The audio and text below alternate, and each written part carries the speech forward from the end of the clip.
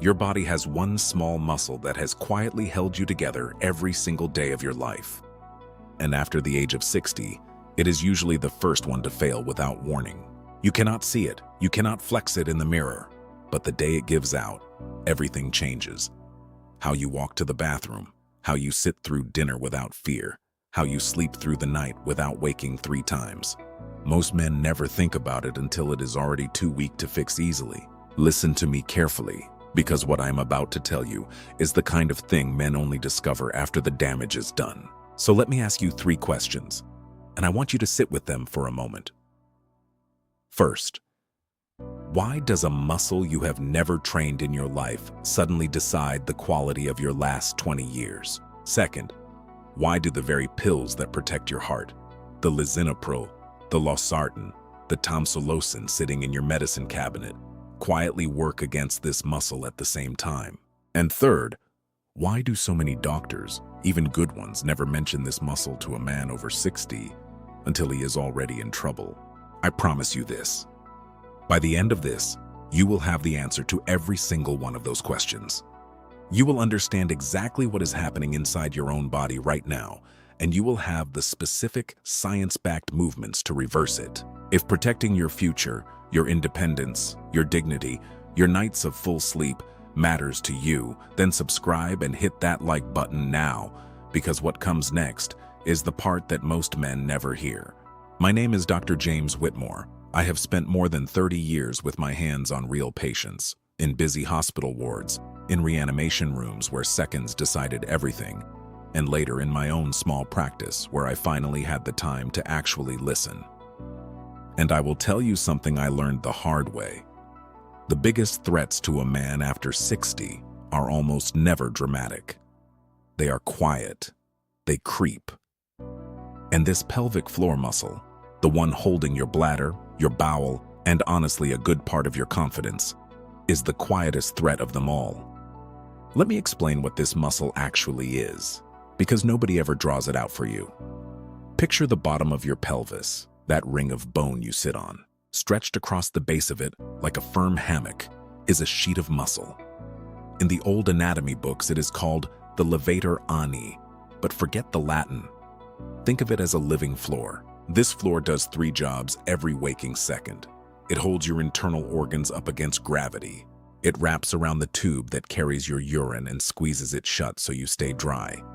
And it supports the base of sexual function, blood flow, rigidity, control. One small hammock of muscle, 3 enormous jobs. Now here is the nuance most men miss. When you were 40, this hammock was thick, elastic, and responsive. It reacted before you even thought about it. You could cough, sneeze, lift a heavy box, and it braced automatically. Bam! Not a drop leaked, not a moment of doubt. But muscle is a use it or lose it tissue. And the pelvic floor is the one muscle in your body that almost no man ever consciously trains. You train your arms. You maybe walk for your legs. But this one, you have trusted it blindly for 60 years and given it nothing in return. In my practice, 9 out of 10 men over 60 who come to me embarrassed, clearing their throat, looking at the floor, finally admitting they leak a little when they laugh, or they have to plan every trip around where the bathrooms are. 9 out of 10 have never once in their life deliberately used this muscle. Not because they were careless, because no one ever told them it needed anything. And here is where it gets serious, so stay with me. This is not just about a little embarrassment. When the pelvic floor weakens, a chain reaction begins, and the stakes climb higher than you think. A man who leaks starts drinking less water on purpose to avoid accidents. Less water means thicker blood, more strain on the kidneys, higher risk of the very cardiovascular events his heart pills were prescribed to prevent. A man afraid of an accident stops leaving the house. He isolates. And isolation in a man over 70 is not a small thing. The research on loneliness and early fatal outcomes is brutal. He moves less. He weakens everywhere. One failing muscle at the base of the pelvis, and slowly the whole structure of an independent life starts to lean. While you are listening to this right now, something is happening in your own pelvic floor that you cannot feel. Every year past the age of 50, A man loses roughly 1 to 2% of the muscle mass across his body, and the pelvic floor, being untrained, loses it faster. The signal is not pain. There is rarely pain. The first signal is small, a slight urgency, a little hesitation, a drop where there used to be none. By the time it is obvious, you have often lost years of easy recovery. That is the cruelty of it. I remember a man, I will call him Robert, 74 years old, a retired school teacher, sharp as a tack. He came to me not about his bladder at all. He came about his blood pressure. He was on losartan and a small dose of a diuretic, and everything on paper looked fine. But near the end of the visit, almost as an afterthought, he mentioned he had stopped going to his grandson's baseball games. I asked why, and this proud, articulate man went quiet and finally said, "Jim, I can't sit that long anymore without worrying." That was the whole tragedy in one sentence. Not the heart, not the pressure. A small muscle he had never been told to protect, quietly deciding what he could and could not do with the people he loved. Now, most men assume this is simply what aging is, that it is inevitable, that the tank is empty and there is no refilling it. And that assumption, that quiet surrender, is the real trap, because the pelvic floor is skeletal muscle, the same kind of muscle as your biceps. And skeletal muscle, at any age, responds to training. 80 years old, 85, brr, it does not matter. The tissue still answers when you call it correctly. But, and here is where I have to stop you before you get too comfortable, there is a catch that almost everyone gets wrong. You think the answer is simply squeeze the muscle a few times. You have heard of those exercises. Maybe you have even tried them for a week and quit. And here is the coldest fact I will give you today.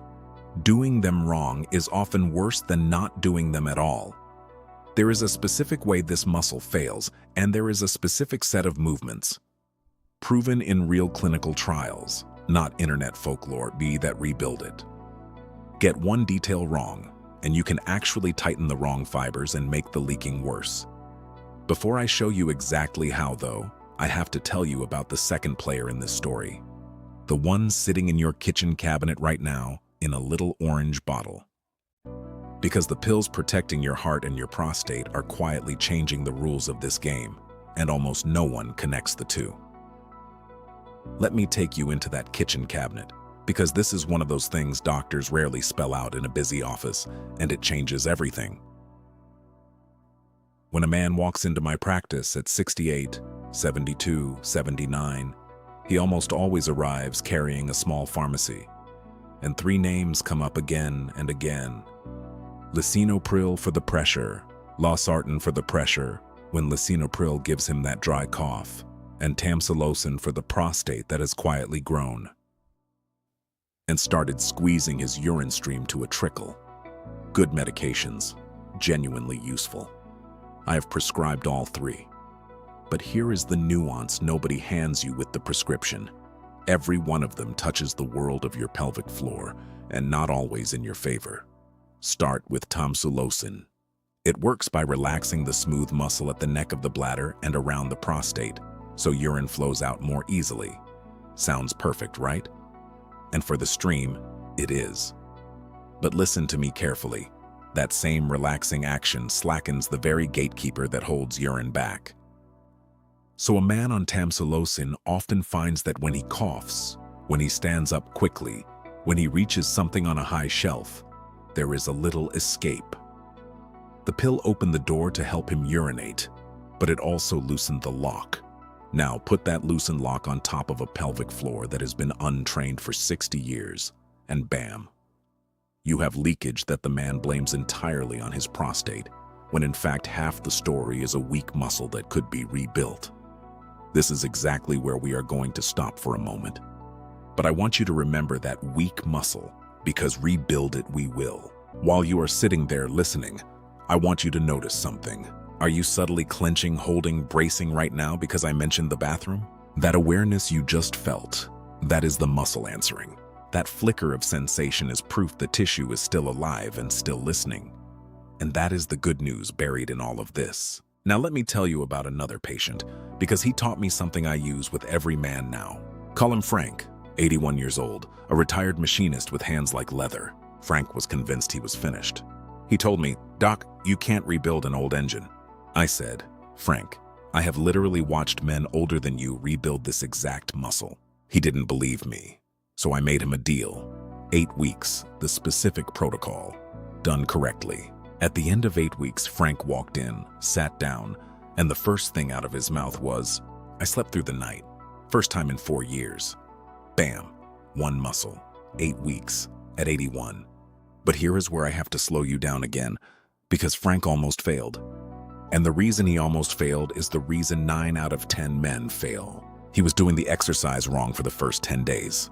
And this is the loophole in every piece of advice you have ever half heard about just squeezing. Because there are 2 completely different failures that look identical from the outside, and the fix for one makes the other worse. Some men have a pelvic floor that is too weak, slack, untrained, unable to brace in time. But other men, and this surprises everyone, have a pelvic floor that is too tight, chronically clenched, tense, gripping so hard it can no longer relax and coordinate. And if a man with a tight, overclenched floor does more squeezing exercises, he tightens the trap even further and his symptoms get worse, not better. Strengthening the wrong pattern can deepen the problem. So the real question is not, how do I squeeze harder? The real question is, how do I retrain this muscle to do the right thing at the right moment, brace when I need it, and fully relax when I don't? That coordination, that intelligence in the muscle, is what science has actually proven you can rebuild at any age. And there is a precise tested sequence for doing it. The same sequence that turned Frank's 4 years of broken nights into a full night's sleep. That sequence is exactly where we are going next. Movement by movement, breath by breath, including the one mistake that quietly sabotages almost every man who tries this on his own. So let me walk you through this the way I walk a patient through it, sitting across from him in my office, no rush. And the very first thing I do before a single exercise is find the muscle. Because here is the trap. Most men, when told to squeeze down there, clench their buttocks, or grip their stomach, or hold their breath and bear down. Every one of those is wrong. Bearing down is the exact opposite of what you want. That pushes the floor down and out, the same motion that over years contributes to the sagging you are trying to fix. Here is how you actually find it. Next time you urinate, and only for finding the muscle, not as an exercise. I will explain why in a moment.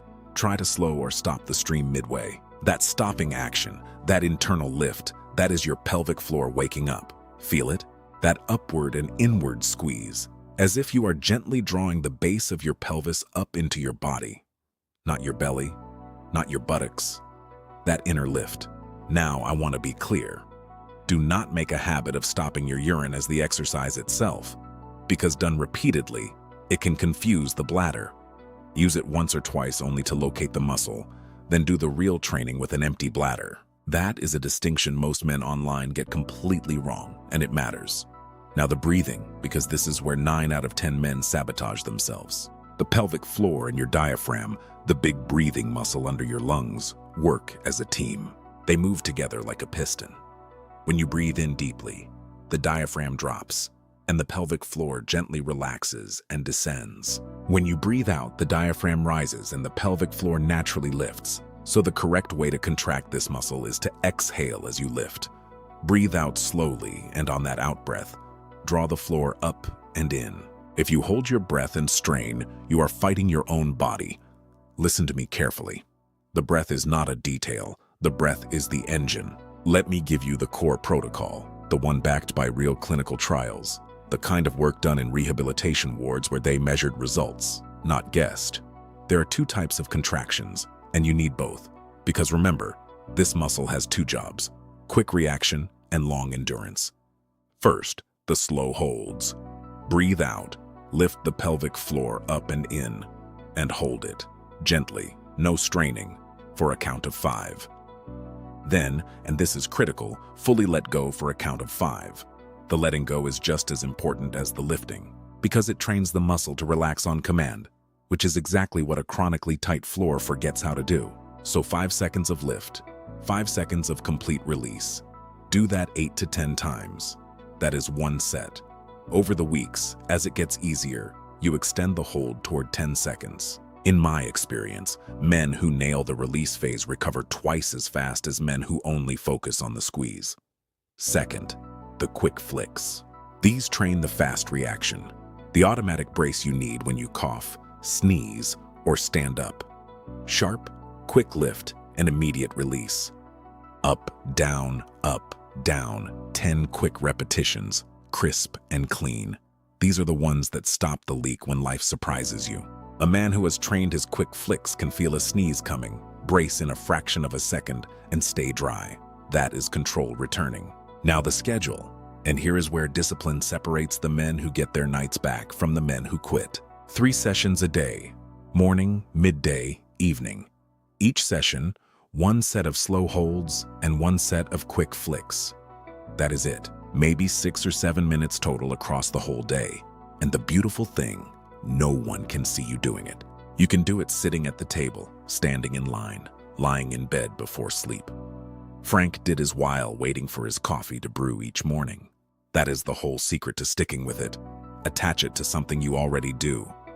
But let me warn you about the plateau, because it is a trap that stops most men around week 3. The first 2 weeks, you feel the muscle waking up. You are motivated. Then around week 3, it feels like nothing is changing. And this is exactly the moment men quit, right before the real gains. Because muscle rebuilding is not linear. The nerve connections, the coordination, are being laid down quietly underneath the surface before the strength shows up. In my practice, the men who pushed through week 3 to week 4 almost always reported the first real breakthrough between week 4 and week 6. Push through the flat spot. That is where Frank almost gave up. And that is where he would have missed his breakthrough by 5 days. Now, there is a piece almost no one includes.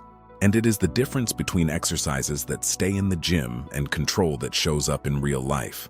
It is called the brace. Once you can find and hold the muscle, you begin to use it in the actual moments of danger. Feel a cough coming? Lift the floor a half second before you cough. About to stand up from a chair? Lift as you rise.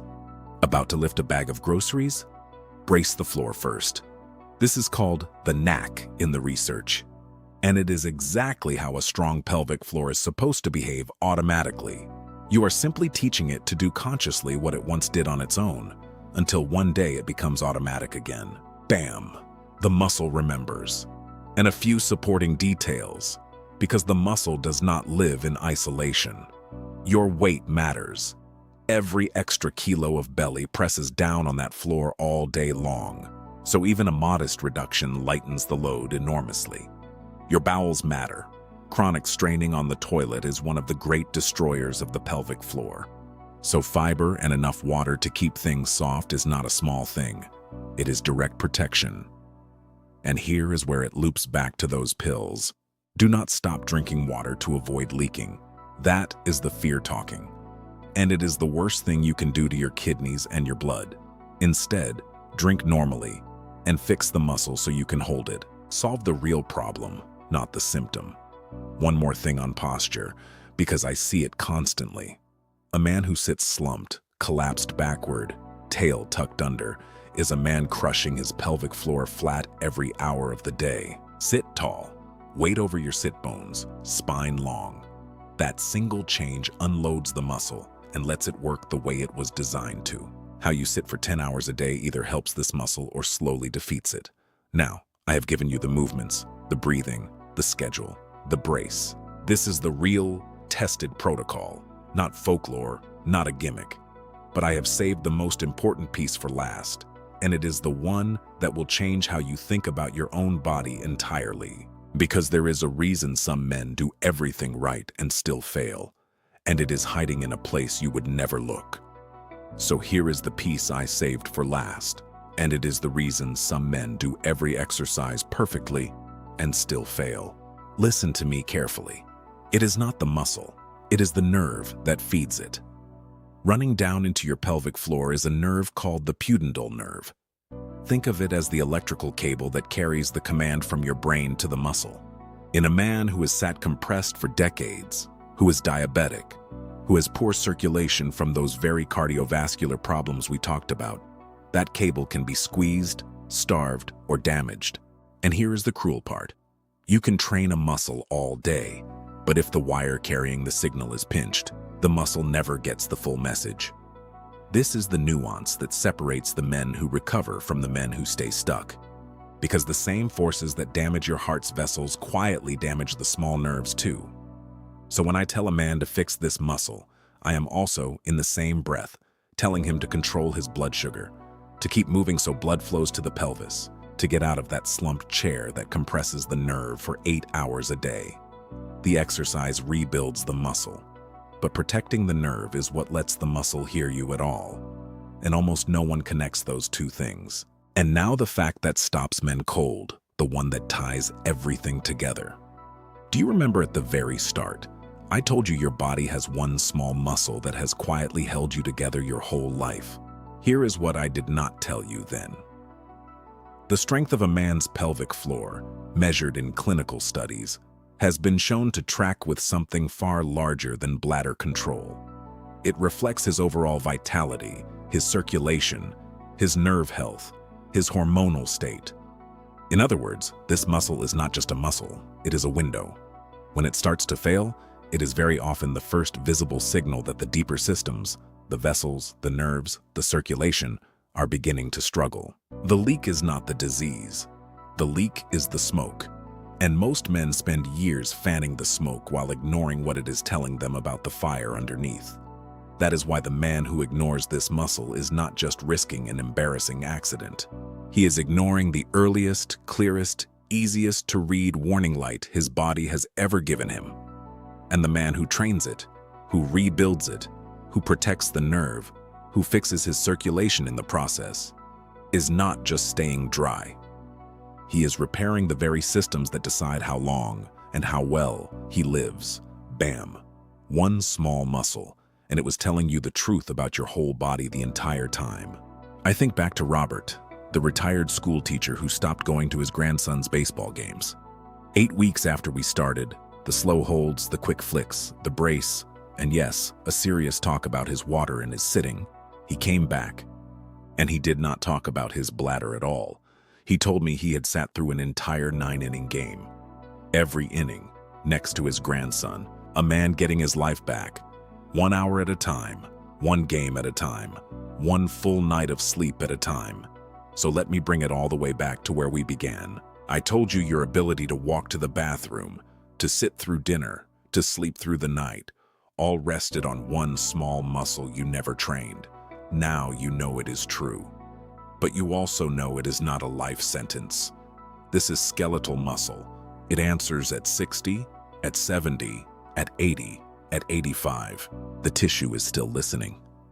That flicker you felt earlier when I mentioned the bathroom and you subtly braced, that was the muscle raising its hand and saying, "I'm still here. Call on me." So here is what I want from you. Not tomorrow, not next week, today. Find the muscle the way I showed you, the gentle lift, up and in. On the exhale, no straining, no bearing down. Do one set of slow holds and one set of quick flicks. Attach it to your morning coffee like Frank did. Push through the flat spot at week 3. Protect the nerve by moving, by controlling your sugar, by sitting tall. And do not, I mean this, do not stop drinking water out of fear. Fix the cause, not the symptom. You have spent a lifetime trusting this muscle blindly and giving it nothing.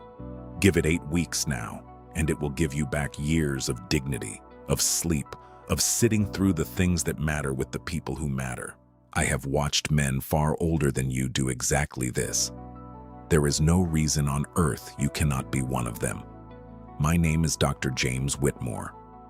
I have spent 30 years learning that the quietest threats are the ones worth fighting hardest against, and that the smallest muscle can hold up the biggest life.